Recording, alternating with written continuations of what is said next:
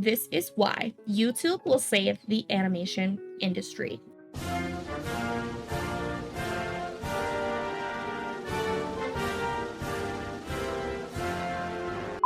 Hi, Lemon Drops, Lemonade Lass here. In my last video, I talked about how the animation industry is in a full-blown recession. Studios gutted by mergers, mass layoffs, AI threatening jobs. It was a bit of a drag, not gonna lie. But here's the thing. While corporate animation is busy collapsing under its own greed, something incredible is happening on YouTube. Something that might actually save this entire industry. We're talking about shows that have racked up hundreds of millions of views, creators who have built audiences that rival and sometimes surpass traditional TV shows, independent animators who are making a living hiring teams and proving that you don't need a studio executive's approval to succeed anymore. Hazbin Hotel went from a YouTube pilot to a full Amazon Prime series.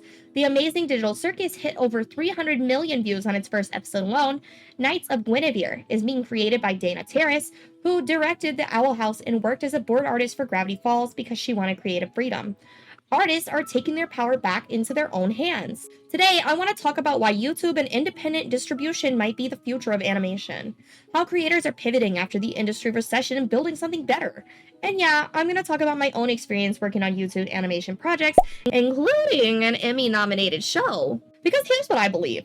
The corporate animation industry might be dying, but animation itself? Animation is thriving. It's just happening somewhere else now. Let's talk about it. For years, animation on YouTube was seen as kind of, not a big deal, right? It was where you posted your student films or your funny shorts. The real animation happened on TV or in theaters. YouTube was just where you built your portfolio until a studio noticed you or gave you like a real job or whatever. But something shifted over the past few years. As streaming services got more crowded and studios got more risk-averse, YouTube became the space where creators could actually experiment, where they could tell the stories they wanted to tell without a committee of executives watering everything down. Let's talk about the amazing digital circus by Glitch Productions. The pilot episode dropped in October 2023, and within months had racked up over 300 million views. For context, that's more viewers than most cable TV shows get in their entire run. The show is weird, it's dark, it's creative, and it's exactly the kind of thing a traditional studio would have focus grouped into oblivion. But because it's on YouTube, creator Gooseworks had the freedom to make it exactly what they wanted, and audiences loved it for that authenticity. Then there's Hazbin Hotel. Vivian Medrano posted the pilot on YouTube in 2019, and it exploded. Over 90 million views. The animation is smooth, the characters are complex, it's got some fun musical numbers, and it deals with mature themes in a way that feels genuine. Studios took notice and Amazon Prime picked it up for a full series. But here's what's important. Hazbin Hotel didn't get picked up because Vivian begged the studio for a chance. It got picked up because she proved there was an audience. She built the fanbase first, demonstrated the concept worked, and then studios came to her. She had leverage. She had proof of concept. She wasn't asking for permission. Lackadaisy is another incredible example. Tracy J. Butler's webcomic adaptation raised over $2 million on Kickstarter. The pilot has over 14 million views, and the animation quality rivals anything Disney has put out. It's set in Prohibition-era St. Louis, with these furry cat people running a speakeasy, and it's absolutely stunning. This is the kind of project that would have been impossible to pitch to a traditional studio. So it's bootleggers, and they're cats, and it's historical, and it's for adults, but it's animated. But on YouTube, it found its audience immediately. Then there's Knights of Guinevere. Terrace, who had worked on Gravity Falls and created The Owl House for Disney, is now making her own show independently. Let that sink in. She worked on some of the most beloved animated shows of the past decade, and she's choosing to go independent. Why? I worked for big mainstream studios for about 10 years, and now I don't, and I'm enjoying myself quite a lot. Actually, that's a good question. Is making this show different to your other shows? Oh, hell yeah. I'm having fun. What's it like working in a smaller indie animation studio? It's fun. I don't have an S&P department telling me to round off all the edges of my show. I can actually make something for an older audience. I don't have to pretend to be like, this is actually like Family Guy, this is actually like blah, blah, blah. I can actually just make the show that I want to make with all my collaborators, and I get to do all that with the most amazing artists. I mean, listen, I love my other shows, but KOG is the first time I really feel like I'm doing something genuine and without being forced to hold back. Creative freedom, ownership, direct connection to her audience without network interference. Y'all already know I'm a hell of a Boss fan. Murder Drones by Glitch has millions of views per episode. Long Gone Gulch, Monkey Wrench, and Gaslight District. There's this whole ecosystem of independent animation thriving on YouTube that most people outside the animation community don't even realize exists. What all these projects have in common is that they're creator-owned, they're passion projects, and they're connecting directly with audiences without corporate middlemen taking a cut or diluting the vision. YouTube isn't just a platform anymore. It's becoming the new home for animated content that actually takes risks and respects its audience's intelligence. Now, I know what some of you might be thinking. Okay, but how do these creators actually make money? YouTube ad revenue alone can't fund high-quality animation, right? You're absolutely correct. YouTube ad revenue is part of it, but it's not the whole picture. Successful indie animators have figured out a diverse revenue model that actually works better than relying on a single studio paycheck. First, there's Patreon and other crowdfunding platforms. Vivian Madrano's Patreon has thousands of supporters contributing monthly. That's consistent, predictable income that allows her to plan production schedules and pay her team. Patrons get early access to episodes, behind-the-scenes content, exclusive artwork. They're not just supporting the show, they're part of a community. Lucky Daisy's Kickstarter raised over $2 million. That's not spare change. That's a legitimate production budget that would make some studio executives jealous. And because it's crowdfunded, Tracy Butler remains in complete creative control. No notes from executives, no pressure to make it more marketable, just the pure vision that backers supported. Then there's merchandise. When you own your IP, you keep the profits from merch sales. Hazbin Hotel's merchandise was flying off shelves before the show even got picked up by Amazon. Plushies, pins, clothing, art books. Fans want to support the creators they love, and merch is a tangible way to do that. There are also convention appearances, speaking engagements, and workshops. Successful indie creators become many celebrities in the animation community, and conventions will pay for their travel and accommodations to have them appear. Plus, it's networking, meeting fans, meeting other creators, and building relationships that could later lead to collabs. And yes, there are sponsorship and brand deals. But here's the difference from traditional TV. The creator controls which sponsors they work with. They're not forced to do toy tie-ins that compromise their story, and they can choose sponsors that actually align with their content and their value. The beautiful thing about this model is that it's diversified. If YouTube changes its algorithm or ad revenue drops, creators aren't screwed. They have multiple income streams, and more importantly, they have direct relationships with their audience. And they're not depending on a studio executive deciding whether their show gets renewed. They're depending on fans who are invested in the work. It's a more sustainable model, honestly. Studios can cancel your show on a whim. We saw that with so many beloved shows during the merger era. But if you've built a dedicated fan base that's supporting you directly, that's something nobody can take away. So I want to talk about my own experience with YouTube animation because I think it illustrates both the opportunities and the challenges of this space. While I was working on traditional TV shows during the boom years, Hit Monkey, Bird Girl, and Mulligan, I was also doing YouTube work. And honestly, some of the most creatively fulfilling projects I've worked on were for YouTube, which is a harmony rigging artist on Grow with Google. This was an educational series, but it had personality and charm. The clients cared about making something engaging, not just in checking boxes. It felt collaborative in a way that some of the bigger studio projects didn't always allow. Then there was Jam Van. Jam Van follows the adventure of an alligator and a lamb as they travel the world in their van. This was pure fun, a musical series with bright colors and energetic characters. By the way, did I mention Lin-Manuel Miranda was in the first episode? I am obsessed with the collage-inspired art style. This is the kind of project that reminds you why you fell in love with animation in the first place. Not every project needs to be a prestige drama. Sometimes animation can be joyful and colorful and just make people smile. Then there's Acoustic Rooster, which was recently Emmy nominated. Let me tell you, seeing a project you worked on get Emmy recognition feels incredible, especially when it's a YouTube project. It validates what a lot of us have been saying, that YouTube animation can be just as high quality and culturally significant as anything on traditional TV. Acoustic Rooster is this charming series based on children's books about a rooster who joins a jazz band. The animation is solid, the music is catchy, the characters are endearing. It's the kind of show that parents and kids can watch together and both enjoy. And it exists on YouTube, where families can access it for free, not locked behind another streaming subscription. One of my latest ventures involved doing some cleanup animation for the upcoming YouTube film called Ocelli and the Power of the Pollinators. This is an adventure film about bees, monsters, magic, and nature. The film is being produced by indie studio Upendo Productions and is being produced by three-time TED Talk speaker Maya Penn. Additionally, Whoopi Goldberg is acting in the film. On YouTube, a fun film like this can find its audience. Parents can watch it with their kids, environmental organizations can promote it. It has the potential to actually make a difference and reach people who need to see it. Working on these YouTube projects while the traditional industry was collapsing around me honestly kept me sane. It reminded me that animation still matters and that there's still an appetite for quality content and that there are still opportunities to do meaningful work even when the studios are cutting everything. These projects didn't always pay as much as the big studio gig, I'll be honest. But they also didn't come with the same anxiety. There was no wondering if the show would get canceled mid-production because of a merger. There was no corporate restructuring hanging over our heads. Just artists collabing to make something good. Let's talk about what I think is the most important aspect of this YouTube animation renaissance: creative freedom.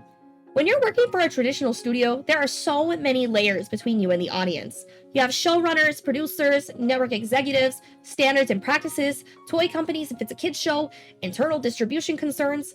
Everyone has notes, everyone has opinions, and by the time a show makes it to air, it's been through so many revisions that sometimes the original vision is barely recognizable. We've seen this happen over and over. Shows that had to tone down LGBT representation because executives were worried about international markets, shows that got notes to make it more accessible, which really meant make it more generic. And look, I get it. Studios are businesses. They need to make money. They need to appeal to the broadest possible audience to justify their budgets. I'm not saying there's no place for that model. But what I am saying is that it doesn't have to be the only model anymore. On YouTube, creators can take risks. Has-Been Hotel can be set in hell and deal with redemption, addiction, and trauma in ways that feel authentic. Lackadaisy can be historically accurate and atmospheric without worrying about whether it's marketable enough. The Amazing Digital Circus can be existentially terrifying and weird and experimental. When Dana Terrace announced Knights of Guinevere, she talked about how freeing it was to not have to fight for every creative decision, to not have to justify why a character should be a certain way or why a story should go in a certain direction. She can just make it. And if it finds an audience, great. And if it doesn't, at least it's the show she wanted to make. That's power. That's ownership, and that's the future. And look at the variety we're seeing in independent animation. Not everything has to be the same style or hit the same notes. We've got horror, comedy, drama, musicals, action, slice of life. We've got everything. Because creators are making what they're passionate about, not what a market research report told them would perform well with a specific demographic. This is what I mean when I say YouTube will save the animation industry. Not because YouTube itself is perfect. It's not. The algorithm is frustrating and inconsistent, but because it's creating a space where artists can be artists again. Where we're not just cogs in a corporate machine churning out content to fill streaming quotas. We're storytellers, and YouTube is letting us tell our stories directly to people who want to hear them. Now, I don't want to paint this as some perfect utopia where all of your problems disappear if you just go indie. That's not the reality, and I think it's important to be honest about the challenges. First, there's the algorithm. YouTube's algorithm is notoriously fickle and unpredictable. You can pour months of work into an episode, and if YouTube decides not to promote it, it might only reach a fraction of your audience. The algorithm favors consistent uploads in certain video lengths and specific types of content, which doesn't always align with what animation production requires. Animation takes time. A 10-minute episode might take months to produce, but YouTube rewards creators who post every week or even multiple times per week. That's just not feasible for quality animation unless you have a massive team and budget. Then there's burnout. When you're an indie creator, you're not just the animator, you're also the writer, the producer, the marketer, the social media manager, the business administrator. You're wearing every single hat. And that's exhausting. A lot of indie creators talk about burning out, about struggling to maintain the pace their audience expects while also maintaining quality. The financial uncertainty is real too. Crowdfunding can be stressful. What if your Kickstarter doesn't meet its goal? What if your Patreon supporters drop off? What if YouTube changes its monetization policies again? Unlike a studio job, where you have a contract and a regular paycheck, indie animation income can be really unpredictable, especially when you're starting out. Production limitations are another challenge. When you're independent, you don't have access to some of the same resources a studio has. You might be doing all your own voice acting or hiring friends. You might be working with a tiny team or even solo. Your production timeline might stretch way longer than you'd like because you're doing everything yourself or with limited help. And there's the emotional challenge of putting your work out there without the buffer of a studio brand. When you're independent, criticism feels more personal. Your show's success or failure reflects directly on you, not some faceless corporation. That vulnerability can be really difficult to navigate. Social media comments can be brutal. For every supportive fan, there's someone criticizing your animation quality, your story choices, your character designs, and as the creator, you see all of it. There's not always a PR team filtering that feedback. It's just you in the comments section, and that can be rough on your mental health. I want to be clear about these challenges because I think it's important to go into indie animation with realistic expectations. It's not easier than working for a studio. It's just difficult in different ways. You're trading the security and resources of a studio for creative freedom and ownership. Whether that trade-off is worth it depends on your priorities, your financial situation, and your tolerance for risk and uncertainty. But for a lot of creators, especially after the recession showed us how little job security there really is in corporate animation, those trade-offs are starting to look pretty good. So where does animation go from here? What does the future look like? I think we're going to see a continued split between corporate animation and independent animation. And honestly, I think that's okay. Corporate studios will keep making their big budget films and shows. Disney will make another Toy Story movie or a live-action remake. Pixar will keep making their tearjerkers. DreamWorks will make their comedies. And those will still have value, will still reach massive audiences, will still push technical boundaries in ways that smaller productions can't. But they're also going to keep being conservative in their storytelling, keep playing it safe, keep making sequels and remakes because that's what shareholders want, and that's fine. Let them do that. Meanwhile, indie animation will be where the real innovations happen, where creators take risks, tell personal stories, experiment with style and format, and push boundaries that corporate animation won't touch. YouTube, Patreon, Newgrounds, indie streaming platforms. These will be where you find the weird, the bold, the experimental, the authentic. And I think we're gonna see more crossover. More indie projects getting picked up like Hazbin Hotel, more traditional animation professionals leaving the studio system to go independent like Terrace, more collaboration between indie creators, pooling resources and talents to create bigger projects. We're already seeing animation festivals that help showcase independent work. Lightbox is a great example of what I'm talking about here. Although I haven't had the pleasure of attending a Lightbox yet myself, I've seen many people express sentiment about how amazing it is to be surrounded by artists, or to meet up with old friends from art school. In addition, online communities are forming around indie animation. Platforms are being built specifically to support indie creators, and the infrastructure is being created for indie animation to thrive as its own legitimate industry, separate from the traditional studio system. The artists who left the industry during the recession, the ones who got laid off or couldn't find work, a lot of them are going indie. They're starting their own projects, their own studios, their own production companies. They're taking all that expertise they gained working in corporate animation and using it to build something they own. That's revolution. In my own community, I've gotten to see some of my old coworkers join Adam Elaine Studios, the studio that's currently animating the adorable new series Smudge. This show follows the titular character Smudge, an inkblot who wishes to become an author. Indie animators help each other, they share resources, they promote each other's work, they collab. There's less of the cutthroat competition you see in corporate environments because we're not fighting for limited positions anymore. We want to see everyone win.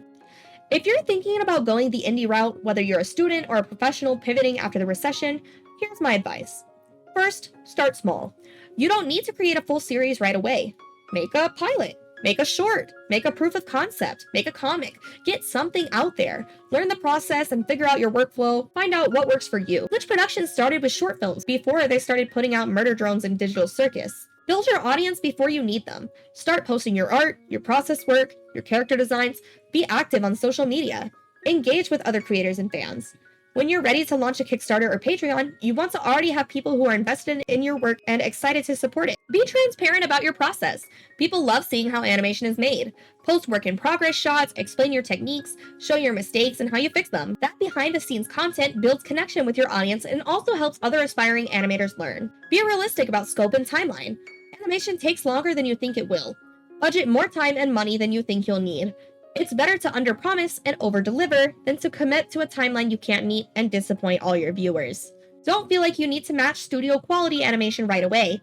Your story and characters matter more than having Disney-level polish. Early episodes of indie series are often show budget limitations, but if the story is engaging and the characters are compelling, audiences will stick with you. Collaborate. Find other artists whose skills complement yours.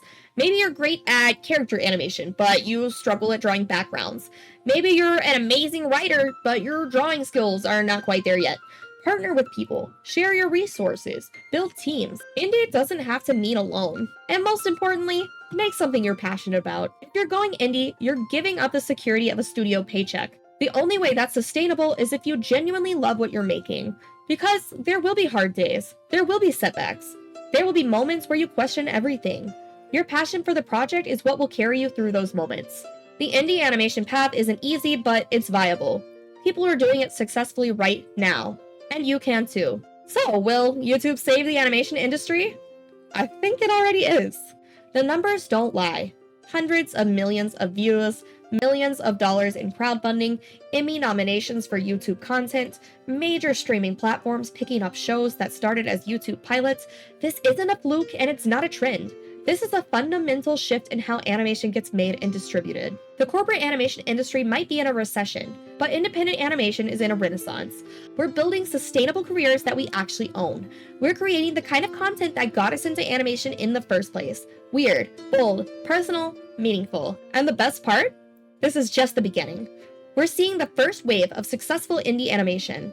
Imagine what the next 5 or 10 years will bring us as more creators go indie, as tools become more accessible, as audiences get more comfortable supporting creators directly. To my fellow animation artists who are struggling right now, who got laid off, who can't find work, who are wondering if there's still a place for you in this industry, it might not look like what you originally imagined. It might not be a studio job with a regular paycheck and health benefits, but you can still make animation. You can still tell stories.